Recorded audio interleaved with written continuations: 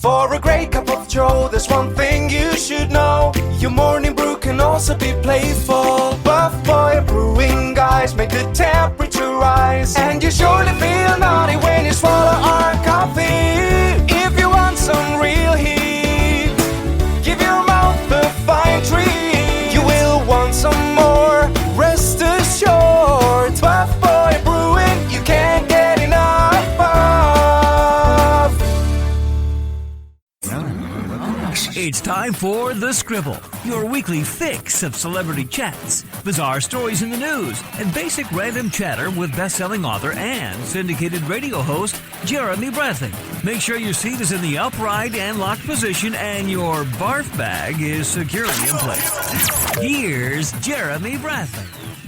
Thank you very much, Larson. Jeremy Bradley here. This is The Scribble. And summer continues. Now, here's the deal, everybody. We're going to be talking about jobs and work today because there's a few reasons for that, right? Some people have not worked in months. Some people are working from home, and I'm putting that in quotation marks, and are bored out of their minds. And then there's other people like my mom who was like, you know what? I'm just going to retire as this whole coronavirus thing plays out. So we're going to talk about work today. Now, there's some essential services, believe it or not, like media and broadcasting. I have not been off the entire time that coronavirus has been happening. But I'm certainly not putting myself on any same level as, nurses and healthcare professionals. I'm certainly not. They are the heroes. I'm bowing down. I'm doing like the Wayne's World we're not worthy thing, okay? Absolutely. They've been working tireless hours, and we applaud them, and I have from the beginning, and I have today. But workplaces have changed over the years. I mean, we're seeing that now just in terms of this whole race debate and everything that's playing out. I've got a story about when I went to go visit my dad when I was a kid. My brothers and I would go to his smoke-filled office, right? The guys were smoking in there. You had the pictures of I'm going to call them chicks on bikes, right? I'm feeling all rough and tough, the fag that I am, but I'm looking at these girls in bikinis, and I was kind of like, wow, working isn't that bad, I guess. I don't know what my mom thought about those pictures on the wall, or the females in the office thought about those pictures on the wall, but everybody just seemed to be okay. It was just kind of the norm. And obviously nowadays that wouldn't be tolerated in most workplaces anyway. So I've got those stories.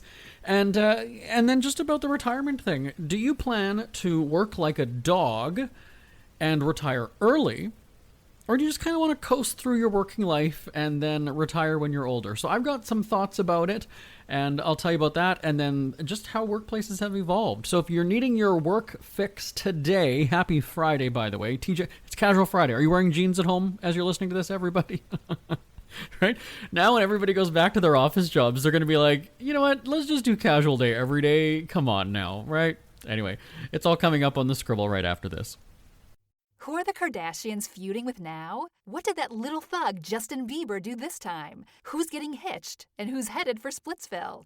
Hear the latest celebrity news and gossip every day on Entertainment Wrap-Up. The good, the bad, the ugly, but mostly the ridiculously hilarious. It's all recapped in this daily segment at entertainmentwrapup.com. Have a laugh at the expense of the rich and famous when they take themselves way too seriously. It's 3 minutes of time-wasting fun at entertainmentwrapup.com. Check out Entertainment Wrap-Up at entertainmentwrapup.com. Brought to you by Speak Free Books. Jeremy Bradley here, back on The Scribble. Thanks for tuning in again at thescribbleshow.com and on your favorite podcast app. Workplaces sure have changed over the years. I remember going to my dad's work. Now, he worked at a plumbing wholesale company for, 30-some years, ever since he worked there even before I was born, and I'm 30 now. But I remember going in there. Now, there would be a cloud of smoke in the room. He worked in, it was called the order desk, and I guess I would call it, it wasn't a call center, but it was basically contractors would call them, these four guys that would sit in this office. They would call these guys, and they would order through my dad and his coworkers. So it was called the order desk. Nowadays, I guess you'd consider it a call center if it's only really four people. But anyway, it was, I guess, the sales order desk, whatever you want to call it. Anyway, but I remember going there, and I'm not into the girls, but I remember going in there and there'd be these calendars of, bikini babes on motorcycles and things like that. And again, the cloud of smoke, and it just wasn't, you didn't blink an eye. I mean, as a kid, my brothers who are into the girls, would be like, oh my God, wow. Or you have the Budweiser shirt that's, wet or whatever it is. And, it wasn't considered a bad thing. Now, naturally, women probably didn't feel that way, right? But at the same time, now this is the reason why I'm bringing this up is because I was talking with somebody who is my dad's age, 60 some, and she was saying, I think we look at it now and see it a problem, but back in the day, because it was just so commonplace, because, everybody was doing it, if that's a good way of looking at it, right? If everybody jumps off a bridge, would you, sort of thing? But she just said, no, I mean, I didn't see it to be objectifying or anything like that. Now, yes, in hindsight, when I'm 60-something years old, I do. So it's interesting that, the women's movement, the equality movement, everything really. And again, I could even say, there was no way in hell that you'd be, out and gay in the workplace all those many years, right? Because that wasn't okay. And I'm putting that in quotation marks. It wasn't okay based on the times, right? The time that you were in. And so, absolutely things. And same thing can be said about African American or black, whatever term, you use, that community has also experienced some great strides. Now that's a little, few more decades than, let's say, women or the gay community. But I think about the workplaces that I've been in, and again, I'm 37 years old, so I've worked for probably about 20 some years. I mean, I started working when I was 15. And when I was 13 years old out at the lake, my brothers and I worked at the little store that was out there, right? Where my parents have a cottage, there's a little store. And it wasn't uncommon for you to get a job when you were, a teenager, right? We were paid, I think it was like $5 an hour. And it was great because you're learning responsibility, you're making money, you're staying out of trouble, you've got something to do in the summer. But I remember that people would be coming in. And I guess I was 13 or 14 years old at the time. So people would come in, and adults, and would want to buy cigarettes, and I would be selling them cigarettes. So at the time, and I think it's still illegal in most areas for a minor to buy cigarettes, much less sell them to somebody else. But, we were out in the country, and it was just one of those things. Do you know what I mean? So I can't technically come in here as a kid and buy the cigarettes, but I can sell them to you no problem. Yeah. But again, you chalk that up to it being out in the country. So then a summer after that, I'm trying to think. So I was 13, and then I worked at the golf course when I was 14, 15, and 16, I guess. And so this was sort of down the gravel road from my parents' cottage. And I worked in the kitchen at a golf course there. Now, we in the kitchen, we weren't supposed to be drinking or whatever, but, we just did because, again, we're out in the country or whatever it is. Same thing with a golf cart. If you didn't have a driver's license, you weren't supposed to be driving a golf cart. Now, again, it's not like it's an actual vehicle and you're out on the roads and you're causing accidents and people's safety is at risk, right? If you're in a golf cart and you're just driving down a field or a path or something, a little bit different. But I remember when we would take breaks there, and you'd have the kitchen staff smoking in the back room. Now, I should also point out that the restaurant had a smoking section at the time because you were able to smoke indoors. But the kitchen staff, I mean, technically I guess you should have been going outside to smoke, but there was just a back room. It was sort of around the corner from the kitchen. Now, again, secondhand smoke is going to drift through the entire building anyway, so I'm not excusing the fact that I've never smoked, so I'm not saying that I was doing it, but I'm not excusing the fact that people were smoking, right by your food. But at the same time, if the table next to you is doing it, well, what's the difference then if the kitchen is doing it as well? Argument can be made that you're touching cigarettes and then you're touching somebody's food. I get that, but it wasn't like that. People would still wash their hands. Nevertheless, times have changed. I remember even taking a golf cart. This was the funniest. So when it was slow in the afternoon, I was a dishwasher there, and then I became a food prep. I moved up in the world. But when it was slow in the afternoon, I would take a golf cart and do a lottery ticket run to the general store, which was, again, down another road. And I would go there. Now, again, lottery tickets, you had to be 18 years old. We're out in the country. I was 15. I wasn't ID'd because they knew, what are they... And, I would do an order for the kitchen staff, the serving staff. Okay, who wants a lottery ticket? Where I'm going? And then I would just go and get it. Again, not saying that it's right, but it was very commonplace. At the same time, it's lottery tickets. I mean, I was 30-something still when I went to the corner store in my hometown, and I was ID'd when I was like 30. I thought, it's a frickin' $2. Actually, I guess I spent about $30 on lottery tickets for my grandma. She likes the ones that you scratch. But, thinking about workplaces, I mean, and here, again, my point is I'm not justifying or saying that sexual harassment or inappropriate conduct was okay, but it was more widely accepted, and again, not to say that that's right, because, I talked a few weeks ago, I think, about when I worked at Party City and how we had a laugh. We were there for a good time.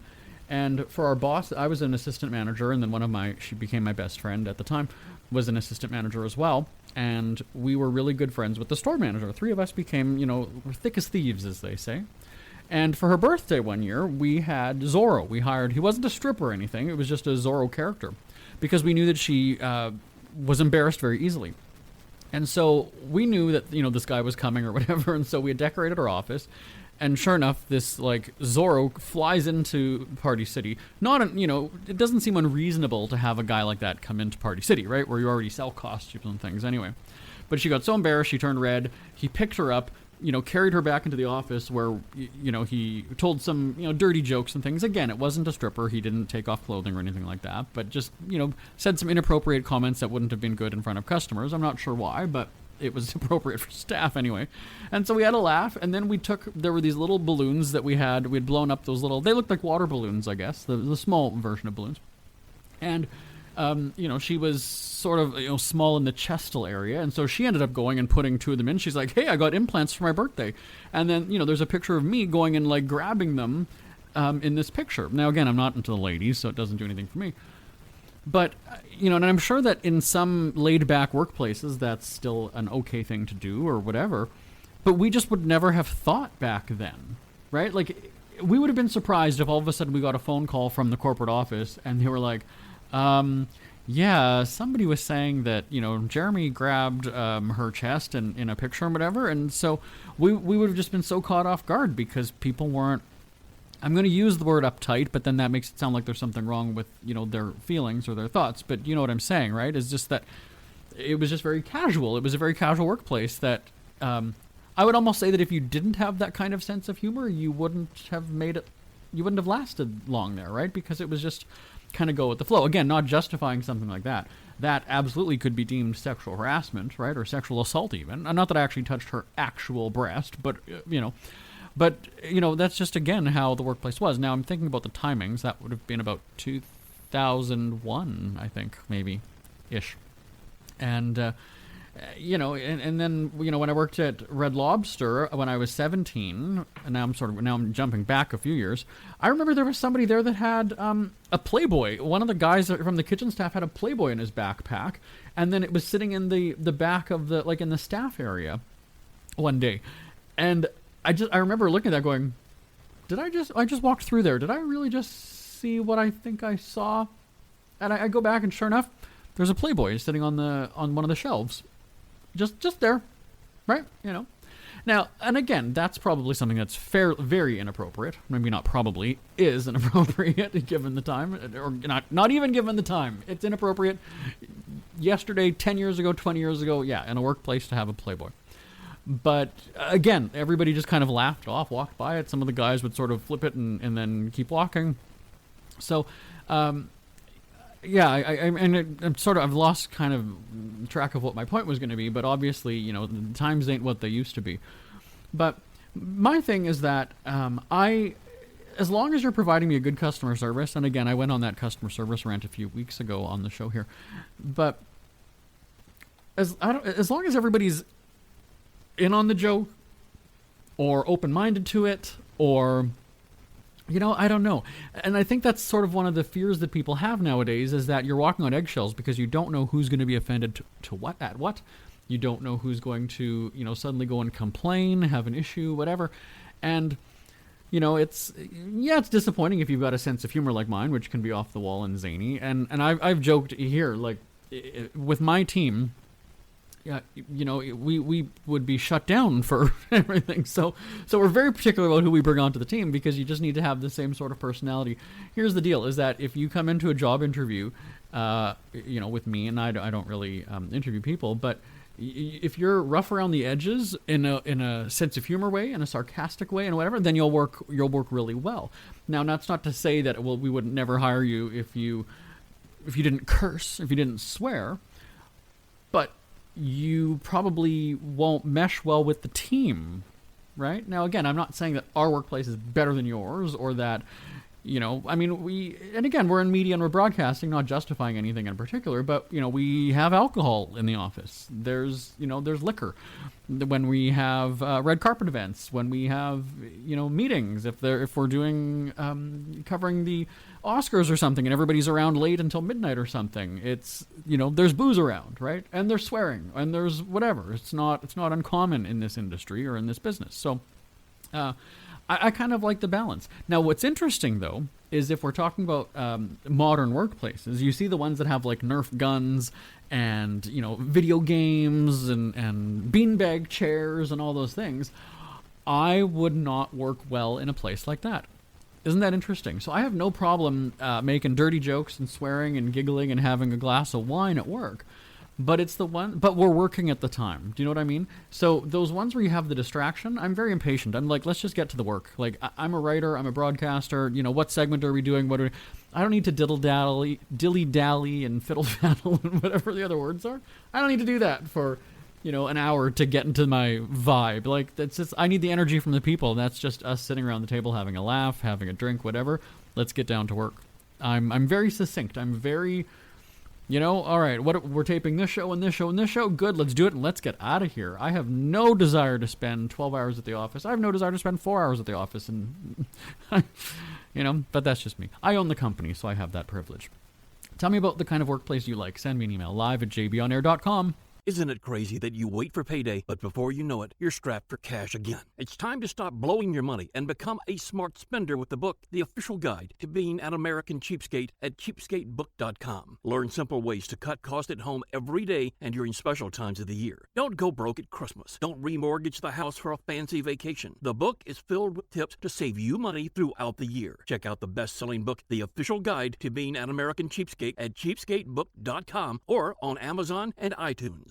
Jeremy Bradley here, back on the Scribble. All right, so something else that's come up as of late is the whole race debate. I mentioned that earlier. But when it comes to, Joe Biden naming his VP pick, there's a lot of talk about it being a woman of color, a black woman. There's just so many, the criteria.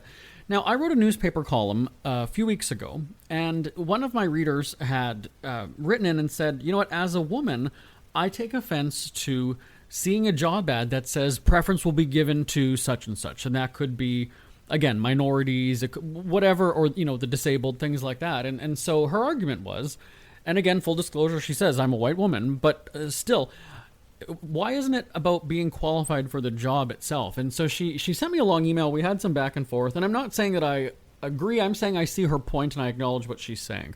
And again, that's what my newspaper column is for. And same thing with here. I very rarely do I take a firm, hard stance on a political issue or whatever it is, because I'm not political. I don't and quite honestly, for me, I haven't gone through job ads and things like that for a long time because I own a company and I'm not looking to. If I get fired from my own company, there's a problem. But I guess I think I remember seeing that years ago, right? That preference will be given to, or blah, blah, blah, blah. And so that's where I guess now with people having lost their jobs, right? Now there's lots of folks tuning into job ads and applying for jobs and seeing things like that. And so basically her point is that, if I have all the qualifications and more experience and things like that, how could I be overlooked because I'm a white woman? It's about who's qualified enough for the job. And so I equate that back to the Biden thing where, I appreciate that he went and said it's going to be a woman, so that cuts it.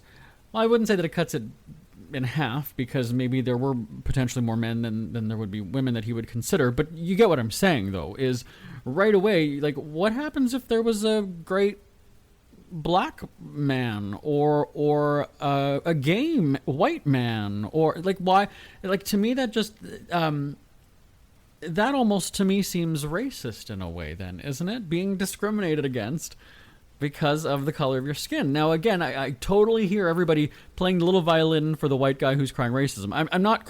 That's not what I'm doing. Like I said, I'm just looking at it from a different perspective and kind of putting it out there for you to look at it, through a different lens or in a different way. And like I said, I had never considered this until just it was brought to my attention, and so I kind of understand the woman's point where. Yeah, I mean, think about that. And again, as a gay guy, that's where, you've heard so many people who have said I lost my job because I'm gay. And obviously now with rulings in the States, that's not going to happen or shouldn't happen anymore. But yeah, I mean, who's to say, like, as a gay man, am I a minority? Well, technically I am. But just, it's interesting how there's that selective minority, though, right? Like, what is a qualified minority in this case? So, and again, I'm certainly, like I said, I'm not stepping on the women's movement or Black Lives Matter or anything like that. That's not what I'm doing. So if you want to try to, like, pull quote me, give me a sound bite or whatever, play the full thing where I'm covering myself by saying I'm not taking a firm, hard stance on things. But it really makes you wonder, though, if, suddenly now, is it going to be harder for that white woman to find a job? Again, I can hear people saying, cry me a river, the whole white privilege thing. Oh, it's about time you guys fell. But here's the deal, though. If racism is wrong across the board, it's not like it's kind of like, well, you can have a taste of your own medicine now, white people. Well, no, if it's wrong, and that's that. Nobody should be experiencing it, right? We hear you loud and clear. It's bad. Don't do it. But then now, and again, from some of the emails that I saw, people were saying, like, it's almost like I should be, like I'm being punished because of the color of my skin. Meanwhile, I had nothing to do with that. And again, that's an interesting, I mean, it's sad to hear that people have that perspective and feel that way. But at the same time, those who go and say, well, now you know what it feels like. Absolutely. Absolutely. So, what are your thoughts? I know that this is like such a hugely touchy subject, but like I said, I love putting it out there and hearing people's opinions. live@jbonair.com is the email address. live@jbonair.com. Do you think it's going to be harder for people to find a job? Do you feel that like HR departments are going to be looking a little bit differently at who they hire now? Because I remember years ago when I was still in high school and still in college, I didn't have I didn't have degrees, didn't have a high school diploma. I remember thinking that was going to work against me. I'm not finished college, or that's going to be a bad thing. They're going to know that I'm young. And I always thought that was part of the reason why in a job interview they can't ask you how old you are, things like that, so that you can't be discriminated against. So, anyway, yeah, tell me how you think this is all going to play out in the next little while. live@jbonair.com. Ever had something to get off your chest but never had the balls to say it? That's a load of crap. Speak Free with JB.com is exactly what you've been waiting for. Your chance to tell it like it is and not care what anybody else thinks. Have your say on issues of the day. Join newspaper and radio columnist Jeremy Bradley as he tells it like it is. Hundreds of thousands of people have stopped by, including some well-known celebrities who have had a chat with JB and speak candidly about what's really going on in the world. You can join them too. Have a rant or a rave. Be brave and head on over to www.speakfreewithjb.com now. All right, before we talk retirement, I've got to talk Zoom meetings. Are you sick of them? For those of you who are still working and still having to dial into the office or whatever it is, are you sick of them? The novelty sort of wears off after a while, right? Because you see these people every day, and then it's kind of like, hey, I can see them from home now. I can see your living room. Hey, I get to meet your dog, all these different things.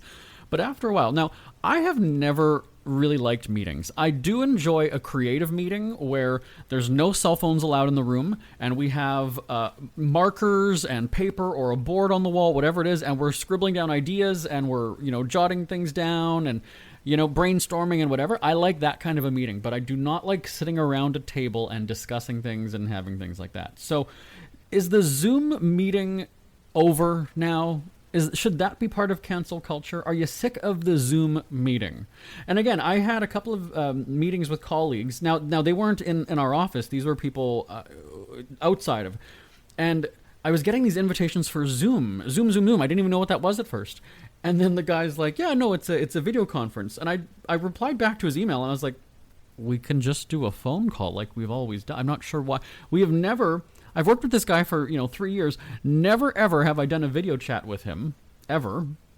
We've had phone calls, and then we've had in-person stuff.